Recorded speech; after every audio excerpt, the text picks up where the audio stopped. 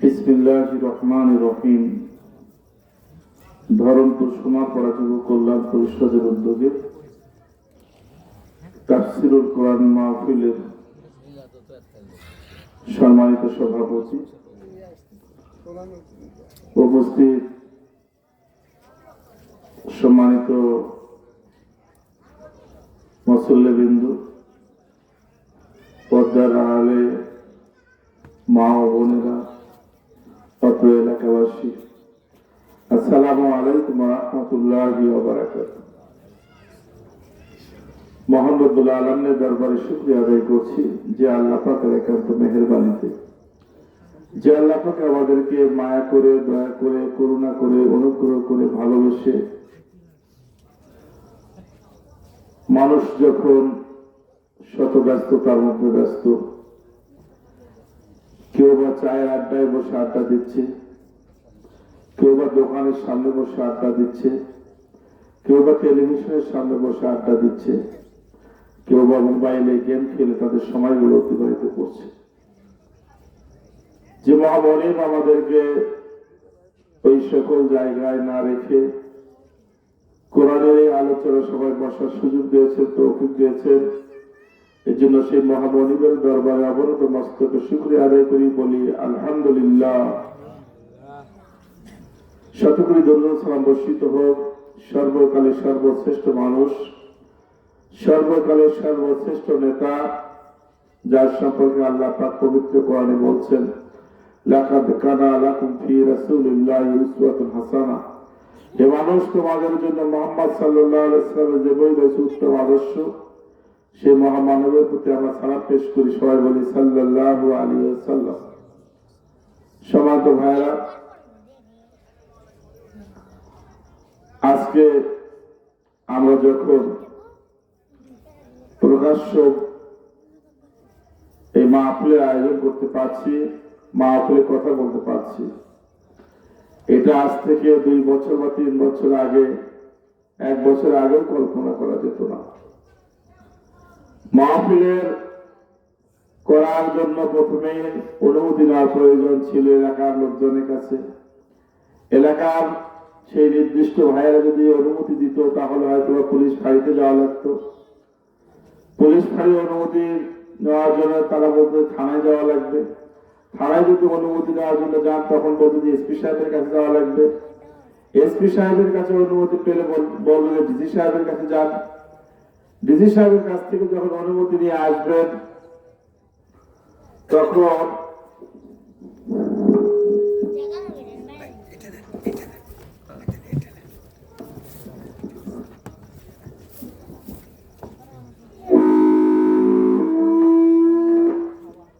তখন হয়তো বা আমাদেরকে এইভাবেই বিভিন্নভাবে অনুমতি নিয়ে যখন আমরা মাহফিলের আয়োজন করতাম, এরপরে মাহফিলে এসে বক্তা যদি বক্তব্য দেওয়া শুরু করতেন, তখন বক্তার পাশের সভাপতি অথবা এই সমাজেরই কিছু লোকজন তাকে বলতেন যে এইভাবে বক্তব্য দেবেন না, এইভাবে বক্তব্য দেবেন। বক্তা যখন তাদের কথা না শুনে বক্তব্য দেওয়া শুরু করতে, অনেক সময় মাইক কেড়ে নেওয়ার ঘটনাও আপনারা দেখেছেন। সে অবস্থা থেকে আমরা মুক্তি পেয়েছি। আজকে বাংলাদেশের প্রত্যেকটা এলাকায় ইসলামের পক্ষে কথা বলা আমাদের জন্য সহজ হয়েছে। আমরা দোয়া করি সেই সকল ভাইদের জন্য যারা বুক চেপিয়ে দাঁড়িয়ে বাংলাদেশকে জালিমের জুলুম থেকে মুক্ত করেছে, যারা বলেছিল বুকের ভেতর বইছে ঝড়, বুক পেতেছে গুলিকর, এইরকম অসীম সাহস নিয়ে যারা বাংলাদেশকে একটি সুন্দর পরিবেশ এনে দিয়েছে।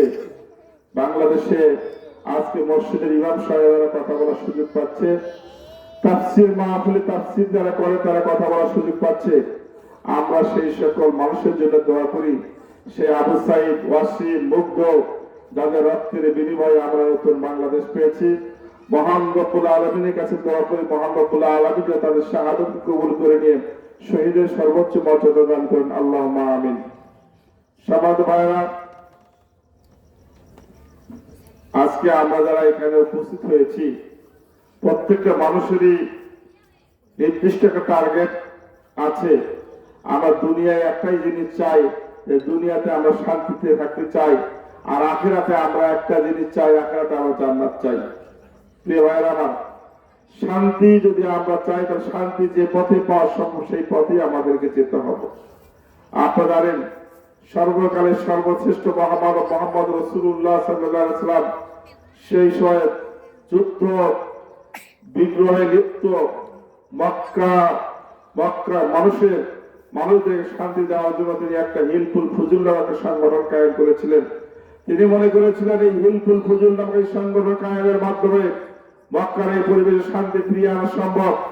কিন্তু তিনি যখন সেই হিলফুল ফুজুল নামক সংগঠন কায়েম করার মাধ্যমে মক্কার মানুষকে শান্তি দিতে পারলেন না, তখন তিনি চিন্তা করলেন মানুষের কোনো মতবাদ দিয়ে, মানুষের কোনো চিন্তা চেতনা দিয়ে এই সমাজে শান্তি প্রতিষ্ঠা করা সম্ভব নয়।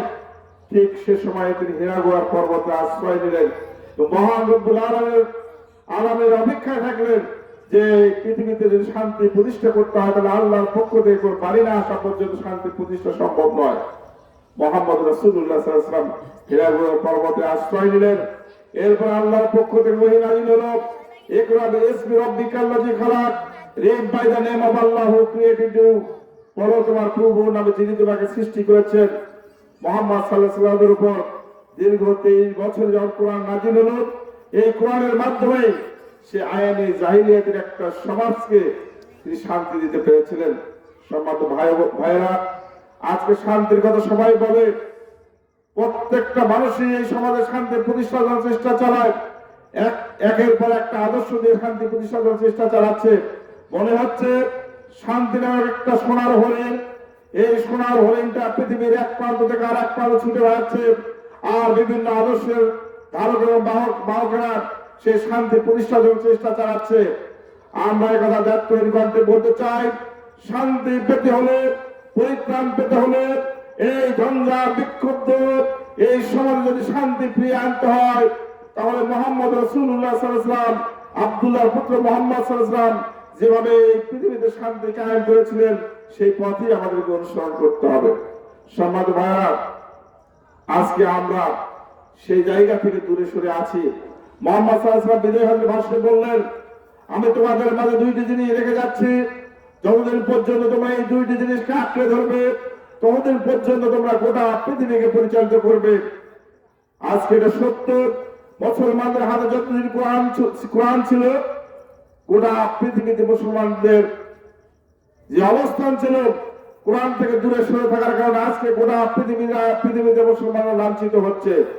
আজকে যদি আবার আমরা মুহাম্মদ রাসূলুল্লাহ সাল্লাল্লাহু আলাইহি ওয়াসাল্লামের যে কথা বলেছিলেন, তোমরা যদি দুইটি জিনিসকে ধরে রাখতে পারো, একটি হলো কিতাবুল্লাহ আল্লাহর কোরআন, আর একটি হলো সুন্নাত রাসূলুল্লাহ, রাসূলের সুন্নাত তথা হাদিস। কোরআন এবং হাদিসকে যদি আমরা বুকে ধারণ করতে পারি, তাহলে গোটা পৃথিবীতে আবার মুসলমান নেতৃত্ব দেবে। সম্মানিত ভাইরা আমার, 1757 সালে যখন এই ভারতীয় উপমহাদেশের স্বাধীনতার সূর্য অস্তমিত হয়েছিল, সেই সময় ভারতীয় উপমহাদেশের মুসলমানরা ব্রিটিশের বিরুদ্ধে একের পর এক আন্দোলন করেছিল। সে আন্দোলন চলাকালীন ধারাবাহিকতায় একটা পর্যায়ে সে ইংল্যান্ডের একজন পার্লামেন্টারি বলেছিল, তোমরা মুসলমানদেরকে পরাজিত করতে চাও, মুসলমানদেরকে তোমাদের অনুসারী বানাতে চাও, মুসলমানদের যদি তোমরা তোমাদের অধীনস্থ করতে চাও, তাহলে তিনি একটা গ্রন্থ নিয়ে পার্লামেন্টে দাঁড়িয়েছেন। তিনি বলেছিলেন, এই গ্রন্থটি থেকে মুসলমানদেরকে সরায় রাখতে হবে। যদিও এই গ্রন্থ থেকে মুসলমানদেরকে সরিয়ে রাখা সম্ভব নয়, মুসলমানদেরকে এই গ্রন্থ তথা আল কোরআন থেকে আল কোরআনের প্রতি মুসলমানদের ভালোবাসা কমাই দিতে হবে। সম্মানিত ভাইরা, আজকে আমাদের এই সমাজে মুসলমানদের মধ্যে বিভিন্ন রকম ফিতনা সৃষ্টি করে কোরআন থেকে মুসলমানদেরকে দূরে রাখার জন্য চেষ্টা করা হচ্ছে। সম্মানিত ভাইরা, তাই আসুন একজন মুসলমান হিসেবে কোরআন এবং হাদিসকে যদি আমরা অনুসরণ করতে পারি, তাহলে আমরা সামনের দিকে এগিয়ে যেতে পারবো। সম্মানিত ভাইরা, পবিত্র কোরআনে আল্লাহ পাক বলেছেন, কুনতুম খায়রা উম্মাতিন উখরিজাত লিন-নাসি তা'মুরুনা বিল মা'রুফ ওয়া তানহাউনা আনিল মুনকার, তোমরা সর্বোত্তম জাতি, তোমাদেরকে মানুষের মধ্যে থেকে বেছে বেছে বাইর করা হয়েছে। তোমাদের দায়িত্ব হলো দুইটা, তোমরা মানুষকে সৎ কাজে আদায় দিবে এবং অসৎ কাজ থেকে বিরত রাখবে। সম্মানিত ভাইরা, আজকে আমরা যদি সর্বোত্তম জাতি হয়ে গোটা পৃথিবীর দিকে তাকিয়ে দেখি, গোটা পৃথিবীতে আজকে লাঞ্ছিত, গোটা পৃথিবীতে বঞ্চিত, গোটা পৃথিবী আজকে রক্তাক্ত হচ্ছে মুসলমানদের রক্তে। আপনি যদি ফিলিস্তিনের দিকে তাকিয়ে দেখেন, সেই ইসরায়েলের সৈন্যরা আজকে ফিলিস্তিনের মায়ের ও বোনদের উপর কি অন্যায় অত্যাচার করছে। ইরাকের দিকে তাকিয়ে দেখেন, সেখানেই ষড়যন্ত্র করে মুসলমানদের বিরুদ্ধে যুদ্ধ লাগিয়ে দেওয়া হয়েছে। সিরিয়ার দিকে তাকিয়ে দেখেন, আফগানিস্তান দিকে তাকিয়ে দেখেন, কাশ্মীরের দিকে তাকিয়ে দেখেন, গোটা পৃথিবী আজকে মুসলমানদের রক্তে রঞ্জিত হচ্ছে। এর একটাই মাত্র কারণ, মুসলমানরা কোরআন থেকে আমরা দূরে অবস্থান নিয়েছি। আসুন আমরা গোটা পৃথিবীতে আজকে মুসলমানদের সেই জয় জয়কার অবস্থা যদি ফিরিয়ে আনতে চাই, আমাদেরকে আবার কোরআনের কাছে ফিরিয়ে যেতে হবে। এই থেকে আমরা আজকে সিদ্ধান্ত নেই, আমাদেরকে অবশ্যই কোরআনের মাধ্যমে এই দেশকে পরিচালনা করার সিদ্ধান্ত নিতে হবে। প্রিয় ভাইরা আমার, আল্লাহ পাক এই পৃথিবীতে মানুষ সৃষ্টি করেছেন। মানুষ সৃষ্টি করার প্রধান উদ্দেশ্য হলো, আল্লাহ পাক বললেন, ভাই এই যে কর রব্বুকা লিল মালাইকাতি ইন্না জাইলুন ফিল আরদি খলিফা, এই পৃথিবীতে আল্লাহ পাক মানুষ সৃষ্টি করেছেন একটাই মাত্র উদ্দেশ্য, এই পৃথিবীতে আল্লাহ পাক খেলাফত প্রতিষ্ঠা করতে চান। আজকে মুসলমানরা আজকে মানুষের সেই দায়িত্ব থেকে অনেক দূরে সরে গেছে। যদি আমরা আল্লাহর এই পৃথিবীতে সেই খেলাফতের শাসন ব্যবস্থা প্রতিষ্ঠা করতে পারি, তাহলে আমরা আমাদের সেই দায়িত্বটা পালন আমরা করতে পারবো। পৃথিবীর প্রিয় ভাইয়ের আমার, আল্লাহ রাসূল সাল্লাল্লাহু আলাইহি ওয়াসাল্লাম এই পৃথিবীতে পাঠানোর উদ্দেশ্য সম্পর্কে আল্লাহ পাক পবিত্র কোরআনে বলছেন, ওয়াল্লাযী আরসালা রাসূলাহু বিল হুদা ওয়া দিনিল হক লিইয়ুযহিরাহু আলা দীনি কুল্লি ওয়ালাউ কারিহাল মুশরিকুন। ওয়াল্লাযী, তিনি সে আল্লাহ, আরসালা রাসূলাহু, রাসূলকে পাঠালেন, বিল হুদা ওয়া দিনিল হক, হিদায়াত এবং সত্য দিন সহকারে, আলা দীনি কুল্লি ওয়ালাউ কারিহাল মুশরিকুন। এই পৃথিবীতে যত জীবন ব্যবস্থা, যত মতবাদ আছে, যত আদর্শ আছে, সকল মতবাদ, সকল চিন্তা চেতনা, সকল আদর্শের উপর আল্লাহর আইন, আল্লাহর বিধান, আল্লাহর শাসন ব্যবস্থাকে বিজয়ী করার জন্য এই পৃথিবীতে আল্লাহ পাক আল্লাহ রাসূলকে পাঠিয়েছেন। প্রিয় ভাইয়ের আমার, যেহেতু এই পৃথিবীতে আর আল্লাহ রাসূল আসার সম্ভাবনা নাই, এজন্য আল্লাহ রাসূলের উম্মত হিসেবে প্রত্যেকটা মুসলমানের দায়িত্ব হলো এই পৃথিবীতে যে ইসলাম, এই পৃথিবীতে যে ইসলাম আল্লাহ রাসূল বিজয় করেছেন, মুসলমান হিসেবে, ইমানদার হিসেবে, মুত্তাকি হিসেবে, একজন মানুষ হিসেবে আমাদের সেই আদর্শ বাস্তবায়নের চেষ্টা করতে আমরা রাজি আছি তো ইনশাআল্লাহ। সম্মানিত ভাইরা, আজকে আমরা দুনিয়ায় এভাবেই আমরা সেই মুসলমানদের হারানো ঐতিহ্য ফিরিয়ে আনতে পারি। প্রিয় ভাইরা আমার, আজকে এখানে যারা আপনারা উপস্থিত হয়েছেন, প্রত্যেকটা মানুষের একটাই কামনা, একটাই চাওয়া, আমরা এই দুনিয়ার জীবনকে, জীবন শেষ হয়ে যাওয়ার পর পরকালীন যে জীবন শুরু হবে, এই পরকালীন জীবনে আমরা সবাই জান্নাতি হতে চাই। জান্নাতি হওয়ার আশা এবং চাওয়া আমাদের সকলের না। আমাদের আশা এবং চাওয়া এবং পাওয়া হলো জান্নাতি হওয়ার, কিন্তু যেই পথে চললে জান্নাত পাওয়া যাবে সেই পথে আমরা চলতে রাজি নই। আল্লাহ পাক জান্নাত সৃষ্টি করে জিবরাইল আলাইহিস সালামকে বললেন, হে জিবরাইল, তুমি যাও এবার জান্নাত দেখে আসো। জিবরাইল আলাইহিস সালাম জান্নাত দেখে এসে আল্লাহকে বললেন, যে রব্বুল আলামিন, আপনি এত সুন্দর করে জান্নাতকে তৈরি করেছেন, এই পৃথিবীতে এমন করে মানুষ খুঁজে পাওয়া যাবে না যে জান্নাতে যেতে চাবে না। প্রিয় ভাইরা আমার, এবার আল্লাহ পাক জান্নাতের চারিদিকে এমন সব জিনিস দিয়ে ঘিরে রাখলেন। এবার জিবরাইলকে বললেন, জিবরাইল, এবার তুমি যাও জান্নাত দেখে আসো। জিবরাইল এবার জান্নাত দেখে এসে আল্লাহকে বললেন, ইয়া রব্বুল আলামিন, জান্নাতের চারিদিকে আপনি এমন সব জিনিস দিয়ে ভরপুর করে রেখেছেন, এই পৃথিবীতে এমন কোন ব্যক্তি খুঁজে পাওয়া যাবে না যে জান্নাতে যাবে। তার কারণ আল্লাহ পাক জান্নাতের চারিদিকে দুঃখ, কষ্ট, ব্যথা, বেদনা, জ্বালা, যন্ত্রণা, মানুষের কষ্টদায়ক যত জিনিস আছে, সমস্ত জিনিসকে জান্নাতের চারিদিক দিয়ে ভরপুর করে রেখেছেন। আর পৃথিবীর কোন মানুষ যদি জান্নাতি হতে চায়, তাহলে এই সকল কষ্ট, এই সকল জুলুম, এই সকল দুর্ভিক্ষ, এই সকল ক্ষুধা, সবকিছু অতিক্রম করে জান্নাতে যেতে হবে।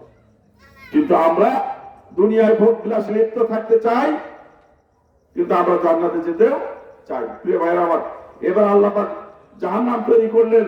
জিবরাইলকে বললেন তুমি জাহান্নাম দেখে আসো। জিবরাইল জাহান্নাম দেখে এসে আল্লাহকে বললেন, ইয়া রাব্বুল আলামিন, আপনি জাহান্নামকে এভাবে তৈরি করে রেখেছেন, পৃথিবীতে এমন কোনো মানুষ খুঁজে পাওয়া যাবে না যে জাহান্নামে যেতে চাইবে। এবার আল্লাহ পাক জাহান্নামের চারিদিকে এমন সব জিনিস দিয়ে ভরপুর করে রাখলেন। এবার জিবরাইলকে বললেন, যাও এবার তুমি জাহান্নাম দেখে আসো। জিবরাইল এবার জাহান্নাম দেখে এসে আল্লাহকে বলতেছে, ইয়া রাব্বুল আলামিন, আপনি জাহান্নামের চারিদিকে এমন সব জিনিস দিয়ে ভরপুর করে রেখেছেন, এই পৃথিবীতে এমন করে মানুষ খুঁজে পাওয়া যাবে না যে জাহান্নামে যাবে না। প্রিয় ভাইরা আমার, জাহান্নামের চারিদিকে লোভ ও লালসা, ভোগ বিলাসের যত জিনিস থাকে, আরাম আয়েশের যত জিনিস আছে, সবগুলো জাহান্নামের চারিদিকে ভরপুর করে রাখা হয়েছে।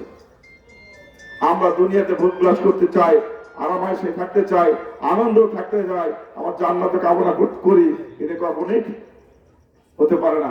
আসুন, আমরা দুনিয়ায় যে কষ্ট করতেছি, এই কষ্ট করার মাধ্যমে আল্লাহর পরীক্ষায় পাশ করার মাধ্যমে আমাদেরকে অবশ্যই জান্নাতে যেতে হবে। জান্নাতে যাওয়ার ব্যাপারে আল্লাহ পাক বলছেন, ইয়া আইয়ুহাল্লাযীনা আমানু হাল আদুল্লুকুম আলা তিজারাতিন তুনজিকুম মিন আযাবিন আলীম তু'মিনুনা বিল্লাহি ওয়া রাসূলিহি ওয়া তুজাহিদুনা ফী সাবিলিল্লাহি বিআমওয়ালিকুম ওয়া আনফুসিকুম যালিকুম খায়রুল লাকুম ইন কুনতুম তা'লামুন। আল্লাহ পাক বলতেছেন, হে ইমানদারগণ, আমি কি তোমাদেরকে এমন একটা ব্যবসার কথা বলে দেবো না যে ব্যবসাটা তোমাদেরকে পেয়াদা কাদাব থেকে মুক্তি দেবে? সেই ব্যবসাটা হচ্ছে তুমিনুনা বিল্লাহ, তোমরা আল্লাহর প্রতি ঈমান আনবে, ওয়া রাসূলের প্রতি ঈমান আনবে, ওয়া তুজাহিদুনা, তোমরা জিহাদ করো ফী সাবিলিল্লাহ, আল্লাহর পথে, বিআমওয়ালিকুম, তোমাদের মাল দিয়ে, ওয়া আনফুসিকুম, তোমাদের দান দিয়ে, যালিকুম খায়রুল লাকুম ইন কুনতুম তা'লামুন, এটাই তোমাদের জন্য ভালো যদি তোমরা বুঝতে পারো। সম্মানিত ভাইরা, আসুন আমরা জান্নাতে যদি যেতে চাই, জান্নাতের রাস্তায় আমাদেরকে পথ চলতে হবে। আর জান্নাতের রাস্তায় হলো আল্লাহর প্রতি ঈমান আনা এবং মাল এবং সম্পদে আল্লাহর জমিনে আল্লাহর দিনকে প্রতিষ্ঠা করার চেষ্টা চালাতে হবে। আসুন আমরা আমাদের মাল এবং সম্পদ আল্লাহর পথে বিলিয়ে দেওয়ার মাধ্যমে আমরা যেন সবাই জান্নাতের পথে পদযাত্রী হতে পারি। মহান রব্বুল আলামিনের কাছে এই তৌফিক কামনা করে, সবার সুস্বাস্থ্য ও দীর্ঘায়ু কামনা করে, আয়োজক কমিটি আমাকে এখানে কথা বলার সুযোগ দিয়েছে, এজন্য আয়োজক কমিটিকে অসংখ্য ধন্যবাদ মোবারক জানিয়ে আমি আমার সংক্ষিপ্ত কথা শেষ করলাম। আসসালামু আলাইকুম ওয়া রাহমাতুল্লাহি ওয়া বারাকাতুহু।